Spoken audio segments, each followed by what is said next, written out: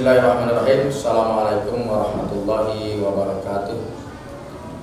Alhamdulillahil hadi ila sabilir rasyad wa asykuru ala ma'aulahu minat taufiqi wasyadad. Wassalatu wassalam ala khatamil anbiya wal mursalin alladzi qad badzala juhdahu li taqwimil aqwaidil mutayyibin wa ala alihi washabihi wa man tabi'ahu bi ihsanin ila yaumil ma'ud, amma ba'du. Alhamdulillah hari ini dalam keadaan sehat dan semoga kita semua oleh Allah Subhanahu wa taala diberikan kesehatan lahir batin, dan mudah-mudahan Allah Subhanahu wa taala mempercepat hilangnya pandemi yang sampai detik ini masih mendera khususnya negara Indonesia. Sebelumnya perkenalkan dulu, saya nama Budi Syahrudin sebagai koordinator unit usaha di Pondok Pesantren Riyadhul Ulum wa Dakwah Condong, Kota Tasikmalaya, yang pada tahun ini dipercaya untuk menjadi host magang OPOP yang ketiga. Selanjutnya pada hari ini saya akan mencoba memberikan atau menyampaikan, ya bentuknya sharing tentang masalah sumber daya manusia di unit-unit usaha pondok, khususnya berdasarkan pengalaman saya gali, berdasarkan kasus-kasus atau pengalaman yang saya rasakan, yang saya alami, yang saya lihat, yang saya amati, yang saya rasakan ketika saya membangun unit usaha dari mulai kecil sampai alhamdulillah sampai sekarang seperti ini. Mungkin materi yang akan saya sampaikan nanti lebih spesifik, bentuknya sharing, bentuknya saya ambil dari pengalaman Pondok Pesantren Riyadhul Ulum wa Dakwah Condong, Kota Tasikmalaya, dalam hal mengurus, mengelola dan memanage sumber daya manusia, khususnya dalam bidang unit usaha pondok. Silakan.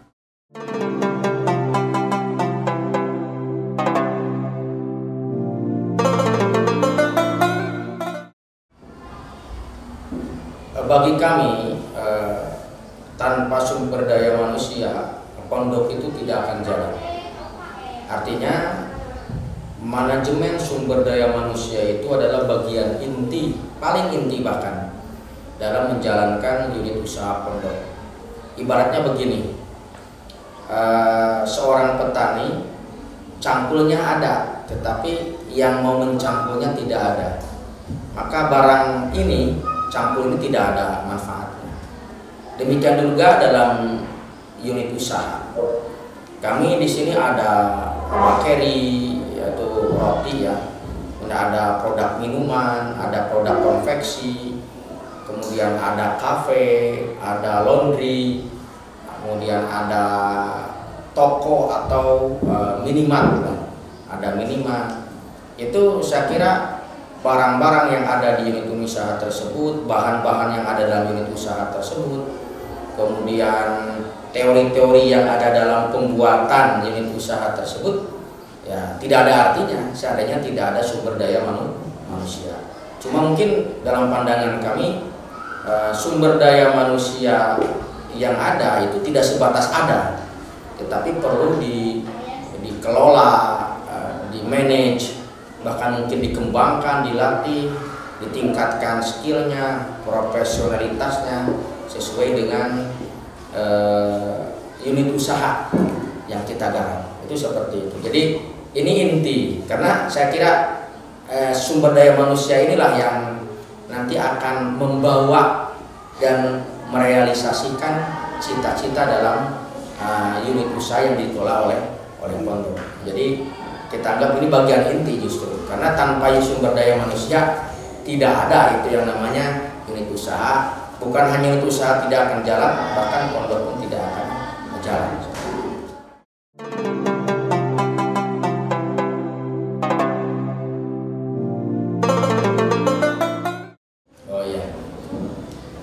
Condong itu kebetulan pondoknya pondok wakaf. Jadi status pondok pesantren Condong itu milik umat Islam, seluruh umat Islam. Artinya karena pondok ini sudah diwakafkan kepada umat Islam, maka tanggung jawab umat Islam lah, mati hidupnya pondok, maju mundurnya pondok, berkembang atau tidak berkembangnya pondok. Nah, hubungan antara sumber daya manusia di unit usaha dengan pimpinan pondok, kita ya hubungan kiai dengan santri saja, ibarat seperti itu. Hubungannya seperti seorang kiai mengurus kepada mengurus santri-santrinya. Kenapa? Karena unit usaha yang ada di Pondok Pesantren Condong itu diurusnya semuanya oleh santri, ya, baik santri yang sudah lulus SMA atau santri yang masih SMA seperti itu. Nah, cuma di Condong ini kita desain kepengurusan keuangan unit usaha pondok itu tidak dipegang oleh kiai. Status kiai sebagai pimpinan, status kiai sebagai pembina, status kiai sebagai pengawas, status kiai sebagai pengoreksi, pengontrol, dan pengevaluasi jalan tidaknya unit-unit usaha pondok, tentunya melalui sumber daya manusia yang ada dalam unit usaha tersebut. Tapi satu perak pun, 1000 perak pun kiai di Condong itu atau pimpinan pondok pesantren di Condong itu tidak memegang uang. Paling yang terjadi adalah unit-unit usaha itu melaporkan keuangan hanya dalam bentuk catatan setiap bulan. Setiap hari unit-unit usaha di pondok pesantren Condong melaporkan, menyetorkan keuangan unit usaha itu ke bagian TU keuangan, yang dimana pengelolanya sendiri adalah para asatid dan ustazah. Nah, asatid ustazah ini setiap TU keuangan yang dipegang oleh asatid dan ustazah ini setiap bulan melaporkan secara tertulis kepada pimpinan pondok. Artinya baru dari situ pimpinan pondok memberikan arahan-arahan, memberikan evaluasi, memberikan masukan-masukan, ide dan gagasan. Bahkan mungkin bila mana perlu, ketika misalkan ada satu unit usaha yang kelihatan ada trouble, nah itu pimpinan pondok tentunya melalui saya sebagai koordinator unit usaha bukan boleh lagi, berhak untuk memanggil, mengoreksi, kemudian bahkan mungkin dengan instruksi pimpinan ini memberhentikan staf unit usaha yang kelihatannya sudah tidak bisa dipertahankan lagi. Nah itu artinya karena pondok ini sudah wakaf, pondok ini sudah milik umat Islam, hubungan antara unit usaha di bawah pimpinan. Jadi pimpinan itu kiai adalah top leader di pondok pesantren kami yang membawahi semua bagian di pondok pesantren termasuk unit usaha. Tapi dalam pengolahan dan dalam manajemen unit usaha ini kita bentuk manajemen yang profesional. Artinya pimpinan pondok pesantren sama sekali tidak megang, dan semua status unit usaha yang ada di pondok pesantren kami itu bukan milik pribadi kiai, bukan milik pribadi anaknya kiai, bukan milik pribadi seorang guru, tapi semua unit usaha yang jumlahnya 23 ini semuanya milik pondok pesantren, dari santri oleh santri untuk santri, dari pondok oleh pondok untuk pondok. Itu seperti itu.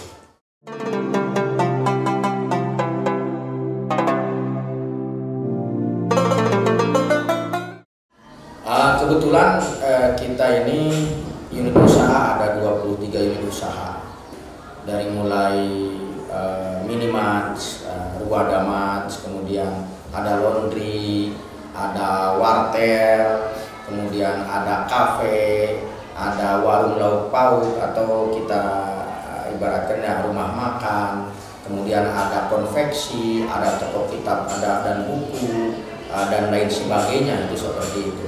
Alhamdulillah kita melibatkan sumber daya manusia atau tenaga yang ada di unit usaha itu ada 2 level. Level pertama adalah para santri yang dikaryakan, yang diberdayakan di unit usaha sebagai manajer. Yang kedua adalah para karyawan pondok yang itu kita rekrut dari masyarakat sekitar. Apalagi pada masa pandemi ini, alhamdulillah laundry saja, untuk laundry saja kita hampir melibatkan 80 orang masyarakat sekitar. Kemudian di Latun Sabakeri, toko roti itu ada 8 masyarakat sekitar kita libatkan.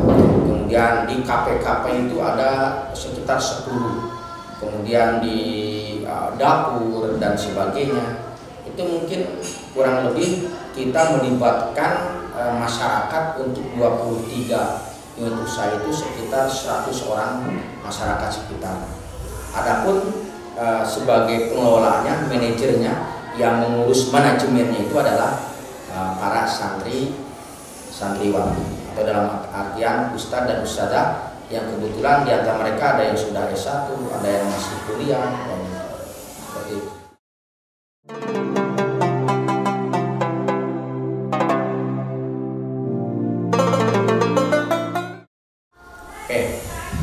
Secara keseluruhan mayoritas tenaga kerja, tenaga atau staf unit usaha di unit-unit usaha pondok pesantren kami para santri dan para santriwati.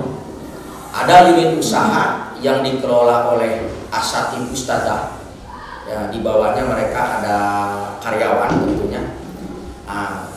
Untuk pembelajaran ada beberapa unit usaha yang kita karyakan, kita berdayakan juga santri yang masih duduk di kelas 3 SMA atau kelas 12. Kita pilih beberapa santri yang masih duduk di kelas 3 SMA atau kelas 12. Kita pilih, kita rekrut yang amanah, yang kinerja atau kerjanya baik. Ini untuk menanamkan pendidikan entrepreneurship. Nah, di atas mereka itu adalah ada yang namanya asatid ustadzah.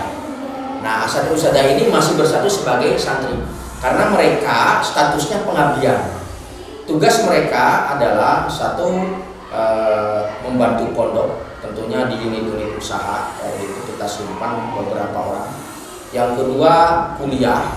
Kebetulan ada yang kuliah di perguruan tinggi yang dimiliki oleh pondok sendiri, ada juga yang kuliah di universitas di sekitar kota Tasikmalaya. Ya. Tugas ketiga adalah mengaji, ya, kemudian mengajar. Jadi tugas pengabdian itu ada 3. Satu, membantu pondok. Membantu pondok ini ada yang disimpan di pengasuhan santri, ada yang bagian di KMI, atau bagian kurikulum ya kalau di luar. Kemudian ada yang di unit usaha pondok, ya, seperti itu. Kemudian tugas kedua adalah kuliah, tugas ketiga adalah ngaji seperti itu. Nah, kita atur guru-guru ini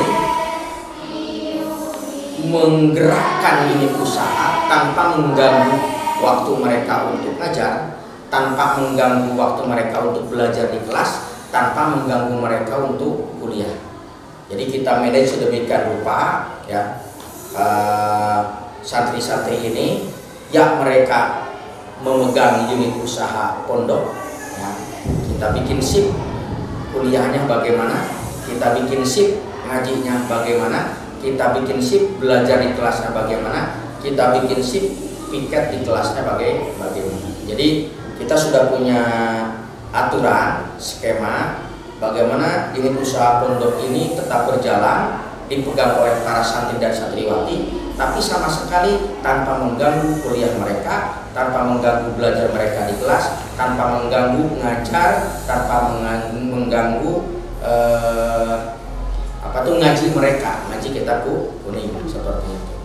Jadi di sana ada shift, ada piket disesuaikan dengan kondisi internal unit usaha yang ada di pondok.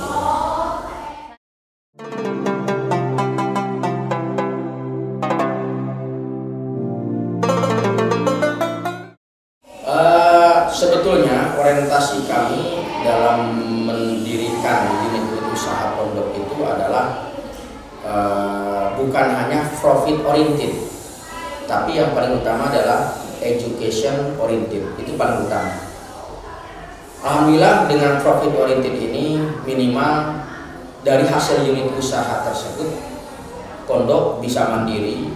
Pondok tidak melulu harus menunggu bantuan dari luar, karena kita punya prinsip dibantu karena maju. Kita punya prinsip dibantu karena maju, bukan maju karena dibantu. Jadi kalau ada bantuan ya silakan ya, asal itu halal dan sebagainya kayak gitu. Kalau tidak ada bantuan, kita tetap akan memberdayakan unit usaha agar ekonomi pondok ini mandiri. Pondok tetap berjalan, fasilitas pondok tetap bertambah, kegiatan pendidikan, pengajaran, pancajaka pondok tetap berjalan, terlaksana, kaderisasi tetap berjalan, itu dengan kemandirian unit usaha pondok lewat unit usaha.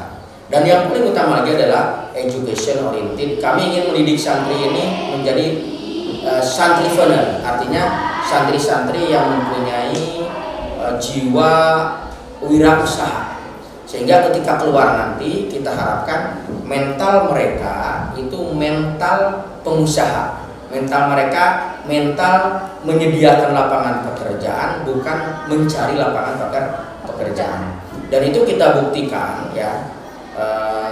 Dulu ya saya terus terang saya alumni Gontor, dan saya dulu pernah mengelola unit usaha di Gontor. Nah, pengalaman saya mengelola unit usaha di Gontor itu saya praktekkan juga di Pondok Pesantren Condong, dan alhamdulillah berkah lah, qadarullah, berkah, dan alhamdulillah bisa berkembang seperti ini. Itu mungkin, jadi selain kita mendidik leadership mereka, tanggung jawab mereka, kemudian militansi mereka, kita juga ingin mendidik mereka menjadi para santripreneur, para wirausaha muslim. Itu seperti itu.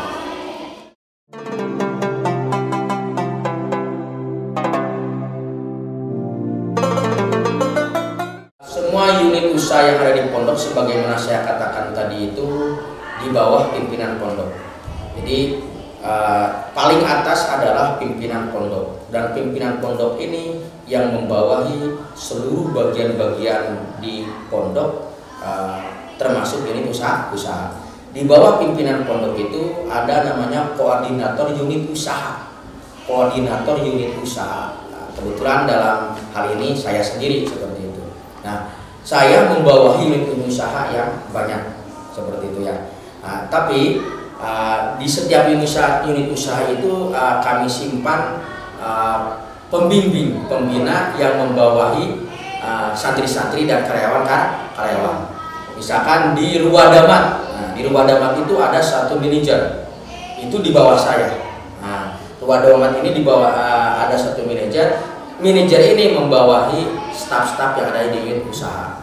Kemudian di Latumsa Bakeri, nah itu ada unit usaha, ada satu manajer, ada satu kepala, ada satu ketua yang membawahi santri dan santriwati dan karyawan-karyawan yang ada di situ. Di samping itu, pondok pesantren kami juga punya tim ekonomi yang berjumlah 3 orang. Nah, tim ekonomi ini bertugas memantau, mengawasi, dan mengembangkan, juga mengevaluasi unit-unit usaha yang ada. Dan tugas paling utama dari tim ekonomi adalah berpikir, waktu, pikiran, dan tenaganya bagaimana dicurahkan untuk menambah atau ekspansi unit-unit usaha.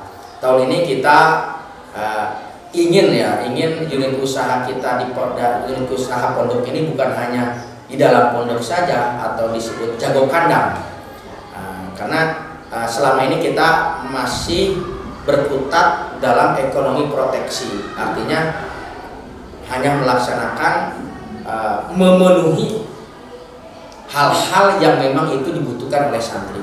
Nah, ke depan tugas tim ekonomi ini yang di bawah kami atau di bawah pimpinan pondok, tugasnya itu adalah ekspansi keluar.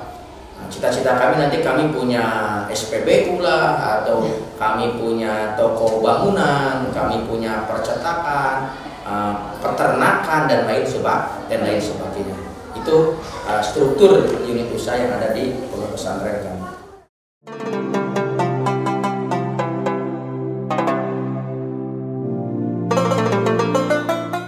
Mungkin dari saya ya, saya sebagai koordinator unit usaha mengkoordinir jalannya unit usaha yang ada di pondok seperti itu.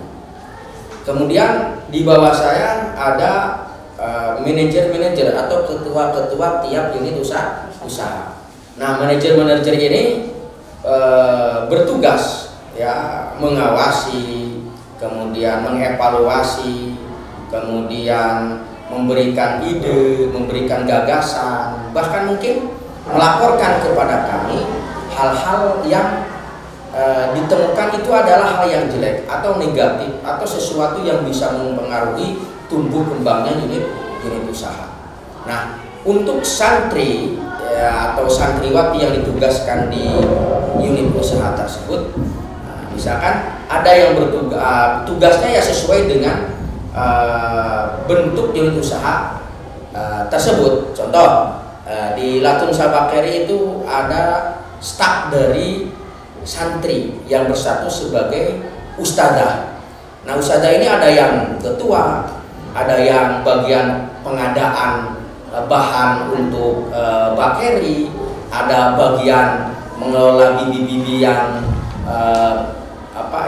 membuat kue-kue, ada yang bertugas sebagai inventaris kayak gitu ya, ada yang bertugas melaporkan keuangan, ada yang bertugas mencatat pemasukan dan sebagainya. Adapun ketua yang ada di masing-masing usaha itu ya itu sebagai, kalau diibaratkan sebagai manajer yang memanage sumber daya manusia yang ada di tiap unit usaha.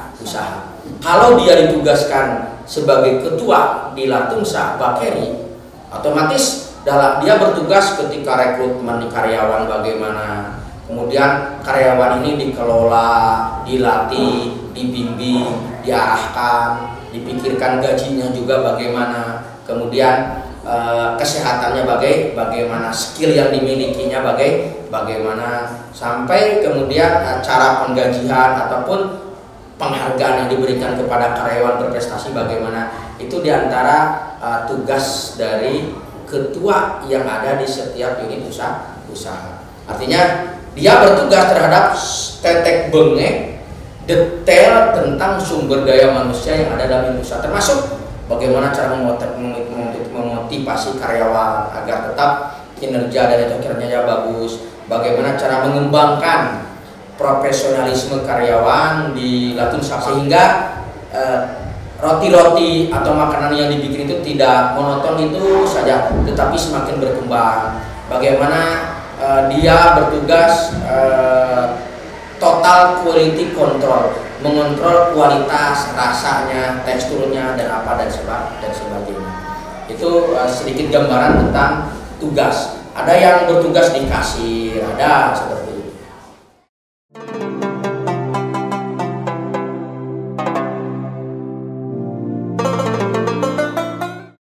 Kita sesuaikan dengan bentuk unit usaha tersebut. Kita ada istilah ATM ya, amati, kemudian tiru, ya, kemudian modifikasi. Kita tidak menciptakan unit usaha ini dari hasil pikiran kita sendiri. Tentunya kita banyak studi banding keluar. Tentunya kita dapat bimbingan juga dari luar. Kita sering mengirim staf-staf unit usaha itu ke berbagai macam event. Termasuk yang kami rasakan itu kegiatan OPOP ini terus terang banyak merubah mindset, banyak merubah sumber daya manusia yang ada di unit usaha kami. Jadi ketika misalkan ini di Condong ini santri-santri misalkan ada banyak santri yang belum terampil mencuci sendiri ya, itu biasanya santri baru. Datang santri baru, tentunya mereka ketika di rumah ada yang sudah terbiasa mencuci sendiri, ada yang memang belum, baru pertama kali mondok. Nah, untuk hal-hal seperti itu biar tidak menjadi trouble bagi anak thalabul ilmi, nah, kita punya ide, ayo kita kita sediakan laundry kayak gitu ya. Nah, sebelum mendirikan laundry ini, kita survei dulu ke laundry yang ada di terkadang di Kota Tasik lah kayak gitu. Atau kita survei ke laundry yang memang di sebuah pondok sudah ada dan sudah berjalan. Nah, kita desain, kita godok, kita rumuskan bagaimana bentuk laundry yang ideal untuk kita, baru kita tulis dan catat di situ. Oh, kita perlu desain laundry yang ada di Condong itu adalah begini idealnya, seperti itu. Kemudian baru kita cari karyawan-karyawan yang akan mengolah laundry tersebut, dan kita tugaskan santri dan santriwati untuk memanage, mengelola, mengurus laundry tersebut. Nah, dengan tentunya mereka sudah mendapatkan gambaran dari kita, rumusan kerja, rumusan kegiatan, rumusan job yang sudah kita rumuskan sebelumnya dari hasil informasi dan studi banding dari berbagai tempat.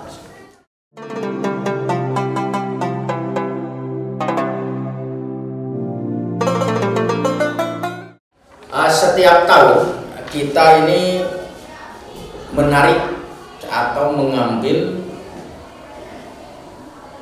tim unit usaha dari para santri atau santriwati atau dari asatidz ustadzah. Tentunya kami kalau di sini setiap tahun meluluskan sekitar 200 atau 300 SMA. Nah, di antara mereka itu, di antara lulusan SMA tersebut ada sekitar 25 santri dan 25 santriwati yang kita rekrut untuk ngabdi di pondok kami. Yang lainnya silahkan melanjutkan kuliah atau melanjutkan mondok, melanjutkan thalab ilmi di institusi-institusi atau lembaga-lembaga yang lain di luar atau perguruan tinggi yang di luar. Nah, setiap tahun kami merekrut 25 putra, 25 putri dari lulusan SMA yang kami rekrut untuk ngabdi di pondok. Tadi saya sampaikan, ngabdi di pondok bukan berarti ditugaskan sebagai karyawan, mereka bukan jongos, mereka bukan pesuruh, tapi mereka ditingkatkan lagi keilmuannya. Satu, mereka harus kuliah di perguruan tinggi yang ada di pondok. Yang kedua, mereka harus ngaji. Yang ketiga, mereka membantu pondok. Nah, inilah tenaga atau staf unit usaha kami. Dari 25 putra dan 25 putri itu, di antara mereka ada sebagian yang kita tugaskan di unit-unit usaha pondok. Nah, mereka statusnya di unit usaha tersebut sebagai manajer, sebagai pengelola. Adapun untuk misalkan masaknya, kemudian bikin minumannya atau apanya, kita rekrut karyawan dari masyarakat. Cara perekrutan karyawan dari masyarakat ini kita tentunya tidak terlalu sukar, karena yang kita rekrut tidak seperti perusahaan atau pabrik besar di luar, seperti misalkan perusahaan Masako mencari karyawan itu bikin selebaran, tidak.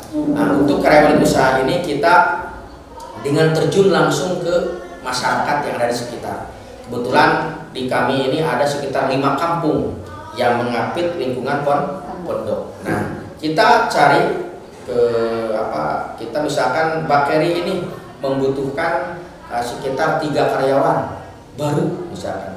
Nah, kita terjun ke masyarakat, kita kasih tahu sekitar masyarakat itu. Kemudian yang daftar kita tes dulu, yang daftar kita wawancara dulu, yang daftar kita magangkan dulu beberapa hari di sini.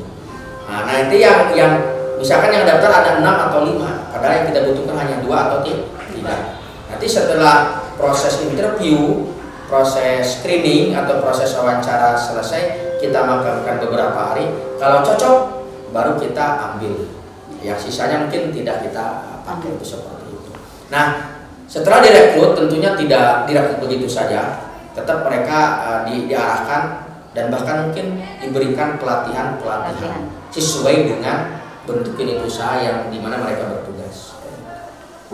Apakah ada kendala usaha dalam merekrut dan menyeleksi tim usaha tersebut? Kendala paling utama paling satu dalam hal skill. Misalkan begini, rumah makan pondok ini membutuhkan seorang karyawan untuk di dapur, mengelola ya di dapur lah, masak dan sebagainya. Nah, terkadang orang yang datang itu tidak punya skill memasak. Ini sulit gitu. Sulit berarti kalau tidak jadi, orangnya tidak jadi, artinya belum punya skill memasak, itu sulit nyetel. Nah, kita tidak mungkin direkrut kemudian dilatih dulu, yaitu membutuhkan waktu. Atau seperti kemarin pengalaman Latunsa Tailor, itu Tailor punya pondok, konveksi punya pondok, itu membutuhkan karyawan 2 orang seperti itu ya. Nah itu ada yang datang, kemudian kita tes, kita berikan job membuat rok santri kayak gitu ya, seragam santri. Nah yang satu ini lulus karena punya skill sebelumnya dalam hal jahit penjahit, termasuk motong kain kayak gitu. Nah yang satu lagi ini hasil pekerjaannya tidak rapi, bahkan banyak yang kita bongkar kembali. Nah itu mungkin apalagi selama pandemi ini kan banyak sekali masyarakat yang istilahnya tanpa pekerjaan karena terkena imbas pandemi. Itu banyak sekali di antara mereka yang mencari pekerjaan. Untuk masalah merekrut karyawan dari masyarakat itu tidak ada kendala. Cuma kendalanya banyak yang ingin lah kayak gitu ya kerja di pondok. Cuma kendalanya itu terkadang skill yang dibutuhkan itu tidak sesuai dengan atau tidak punya skill ya. Asal daftar saja seperti itu. Oke.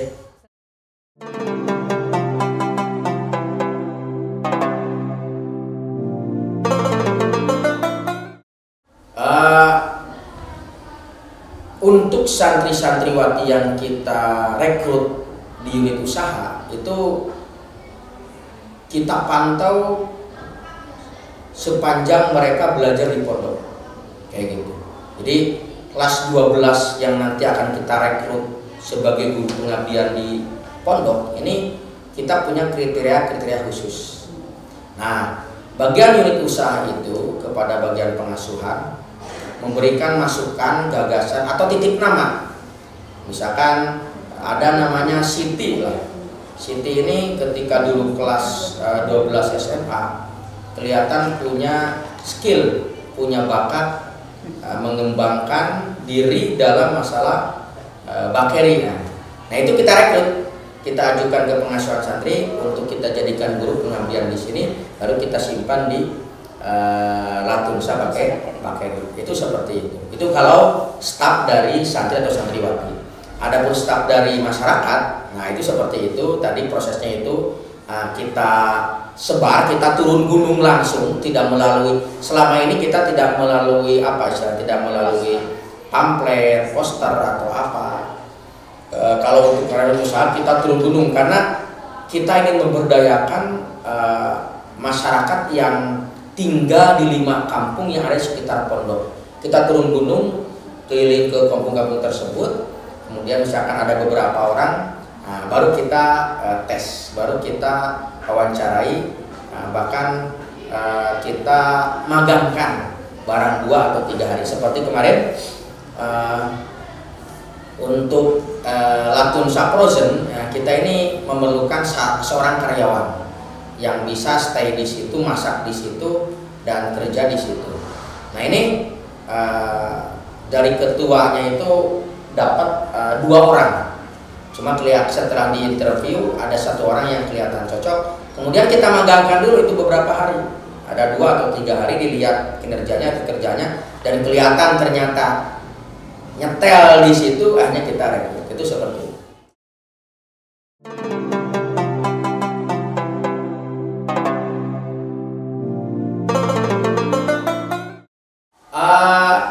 Mungkin ya pengalaman kami sering mengirimkan staf-staf unit usaha untuk mengikuti pameran-pameran, mengikuti pelatihan-pelatihan, mengikuti kegiatan-kegiatan.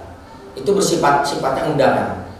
Sering sekali ke pondok pesantren kami ada undangan-undangan wirausaha, ada undangan-undangan pelatihan. Misalkan ada pelatihan tentang koperasi, pelatihan tentang tata boga, ada pelatihan tentang konveksi, ada pelatihan tentang masak-memasak. Itu sering kita kirim keluar, kayak gitu. Di samping kita ngirim keluar, kita juga mendatangkan dari luar. Saya dulu beberapa kali, alhamdulillah, karena terus terang saja semua unit usaha di pondok ini berangkatnya dari otodidak, kayak gitu ya, tidak ada yang profesional. Maka spirit untuk meningkatkan skill, meningkatkan profesionalisme, meningkatkan keahlian setiap unit usaha itu tetap kita pegang.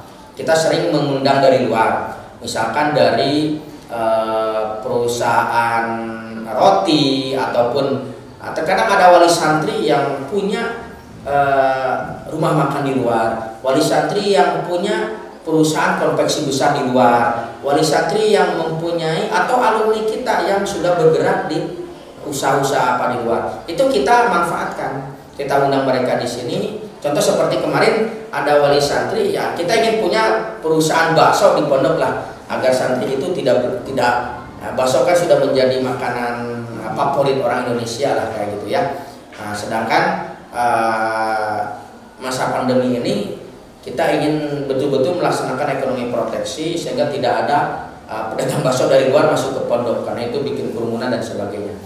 Maka kita inisiatif bikin bakso sendiri. Nah, kebetulan qadarullah ada wali santri berasal dari Karawang, punya perusahaan bakso itu, dan katanya baksonya itu terkenal lah.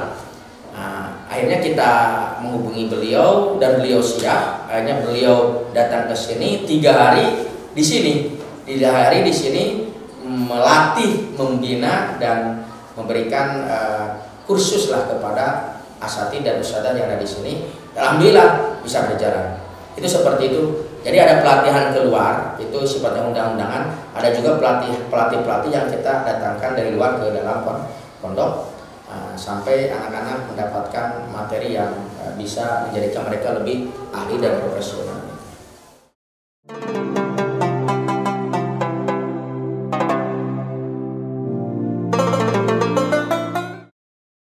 Itu temporal ya, temporal. Nah, seperti gini. Kemarin kita ingin mendirikan BMT di pondok ya. Nah, itu sebelum BMT tersebut ada, tim ekonomi pondok ya, kita studi banding dulu keluar. Kita kunjungi BMT yang ada di luar. Setelah dapat input yang banyak, kita susun, kita rumuskan, dan kita adakan musyawarah dengan pimpinan pondok sehingga jadilah BMT. Artinya ketika kita akan mendirikan suatu unit usaha, nah itu kita siapkan dulu sumber daya manusia. Jangan sampai diberdirikan tapi nggak jalan. Jangan sampai ini ada misalkan perusahaan minuman, tetapi tidak bisa menjalankan, tidak ada keahlian, gitu. Kemudian tidak profesional, ya sudah, tunggu tanggal matinya, itu seperti itu. Jadi pelatihan pertama itu adalah ketika akan mendirikan sebuah unit usaha. Nah, setelah itu agar tetap berkembang dan berjalan, karena terus terang staf unit usaha itu kan tidak selamanya di pondok. Nah, banyak di antara mereka yang setelah S1 pulang, nikah, kemudian ngabdi di masyarakat, kayak gitu ya. Nah, kita itu tadi seperti tadi, kalau kelihatan oh ini perlu nih karyawan unit usaha ini atau satu usaha ini berikan pelatihan ini karena terjadi misalkan hal-hal seperti ini, nah kita cari tutor atau trainer dari luar, kita datangkan ke pondok. Itu. Bagaimana tips memberikan pelatihan bagi karyawan? Tipsnya ya kita jadwalkan. Satu, di awal mendirikan, di tengah, kemudian di akhir kita evaluasi. Itu seperti itu. Bagaimana memotivasi tim unit usaha pesantren? Nah, di pondok ini ada istilah total quality control, mengontrol kinerja, mengontrol etos kerja, mengontrol amanahnya, itu seperti itu. Nah, kita setiap minggu itu ada istilah kemisan. Nah, di kemisan ini semua bagian-bagian unit usaha, bagian-bagian yang ada di pondok, dari mulai pengasuhan santri, KMI, unit-unit usaha, bagian KLH, itu dalam forum kemisan tersebut dievaluasi oleh pimpinan dengan input, dengan data dari kepala bagiannya masing-masing. Nah, khusus untuk unit usaha, setiap sebulan sekali kita mengumpulkan staf unit usaha. Nah, misalkan minggu pertama kita mengumpulkan staf unit usaha yang berasal dari asatid ustazah. Nah, kita briefing, kita evaluasi, bahkan mungkin dalam briefing tersebut kita kasihkan beberapa tips atau pelatihan-pelatihan, kita motivasi, kita terangkan ke mereka bahwa pondok ini adalah pondok wakaf, maka ketika kalian semuanya berkecimpung di pondok ini, bondo bahu pikir lek perlu sanyawane pisan, pikiran, tenaga, dan waktu untuk pondok, berarti kita sudah bermanfaat bagi umat Islam, karena pondok ini milik umat Islam. Adapun untuk karyawan-karyawan dari luar, kita setiap tanggal 25 itu kita kumpulkan, kita isi dengan pengajian dulu dari pimpinan pondok, dewan pimpinan yang ada di pondok memberikan tausiah di depan semua karyawan pondok setiap sebulan sekali. Baru setelah itu dari saya sebagai koordinator usaha membahas, menyampaikan tataran teknisnya seperti itu.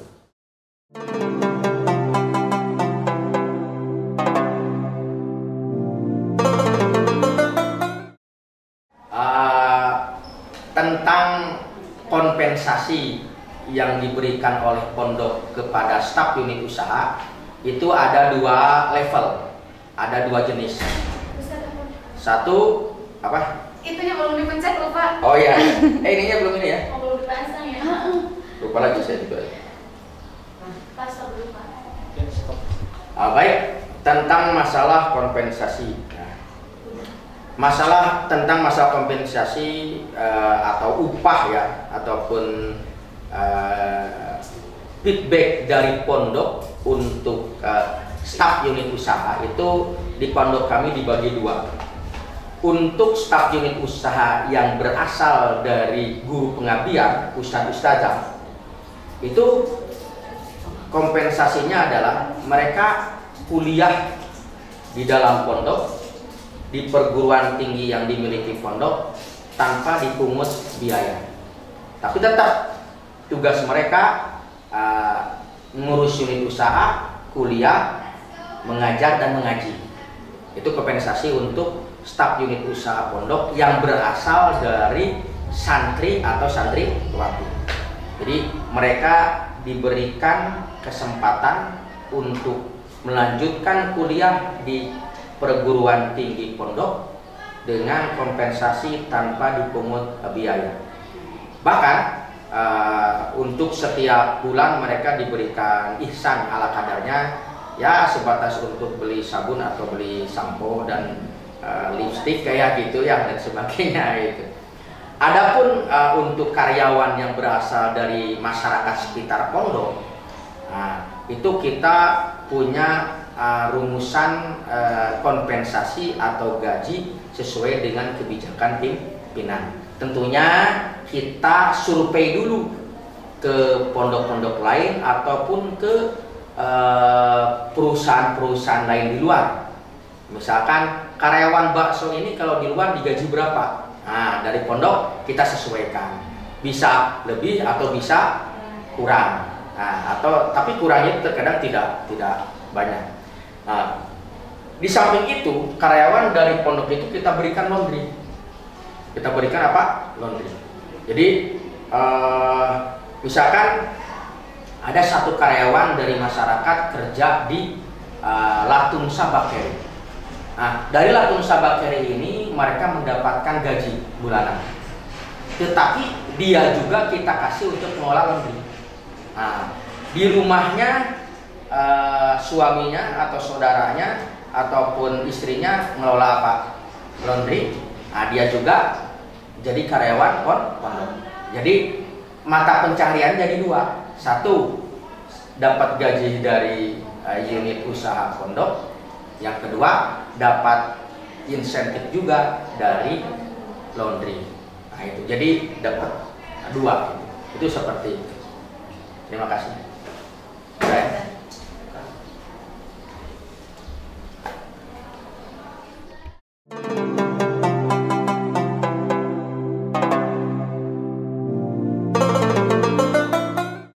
Mengelola karyawan, nah memang ya namanya juga manusia lah, terkadang beda kepala, beda isi, beda orang, beda sifat, beda daerah, beda tradisi ataupun kebiasaan.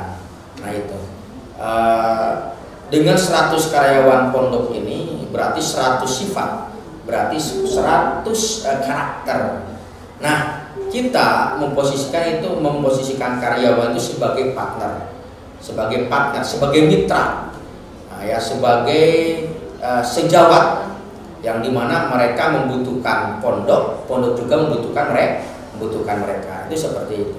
Nah, karyawan-karyawan ini kita sebagai ya manajer unit usaha atau koordinator unit usaha atau staf unit usaha ya sebisa mungkin mengetahui karakter, bahkan kalau sebisa mungkin mengetahui problem pribadi yang bisa mempengaruhi kinerja mereka ketika kerja di usaha, atau sebisa mungkin dengan detail kita mengetahui karakter mereka, kapan mereka bersemangat, kapan mereka mood, kapan mereka down, kapan mereka atau hal-hal apa yang bikin mereka tidak bersemangat bekerja, tidak semangat masuk pondok, ataupun sebisa mungkin kita mengenal detail karakter yang kelebihan mereka dan kekurangan mereka. Atau mungkin terkadang problem yang ada di rumah dibawa ke tempat kerja di unit usaha, itu kita harus tahu seperti itu.